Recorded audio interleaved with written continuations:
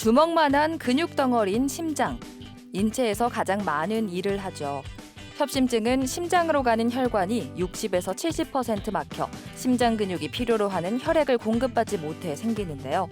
주로 맥박이 올라가는 경우, 그러니까 걷거나 뛸 때, 계단을 오를 때 반복적으로 아픕니다. 가슴 가운데에서 왼쪽 사이, 그리고 명치 위에서 목 아래 부분이 누르듯이 아프거나 쥐가 나듯이 아프거나 그리고 타는 듯이 아픈 경우에는 주의해야 되고, 이와 함께 식은땀, 왼쪽 팔, 왼쪽 어깨, 왼쪽 목의 통증이 동반되는 경우에는 특히 더 주의해야 됩니다.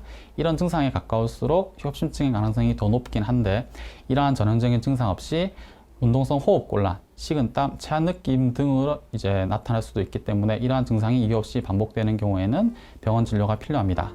협심증은 만성 혈관 질환이기 때문에 연령이 증가하면 발병률이 증가합니다.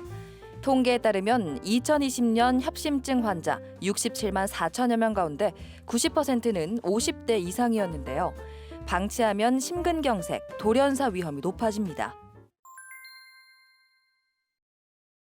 심장혈관이 좁아진 정도가 50% 미만인 경우에는 협심증 이외에 다른 흉통의 원인이 있는지 확인이 필요하고, 50% 이상 좁아진 경우에는 약물 치료를 고려합니다.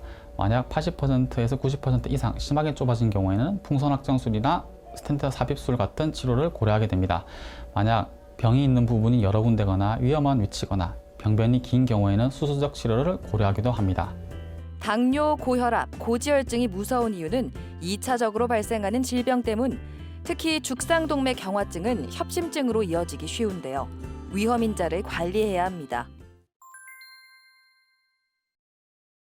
우리가 관리할 수 있는 동맥경화 위험 인자로는 고혈압, 당뇨병, 고지혈증, 흡연, 비만 등이 있는데, 이러한 위험 인자들을 빨리 발견하고 더 적극적으로 치료할수록 동맥경화 속도를 더 늦출 수 있습니다.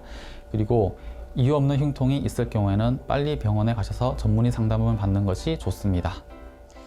통계청에 따르면 협심증 등 심혈관 질환은 암에 이은 우리나라 두 번째 사망 원인입니다. 심장이 보내는 신호를 느끼는 즉시 병원을 방문하고 큰일을 겪기 전에 위험인자를 관리해야 합니다. 건강365였습니다.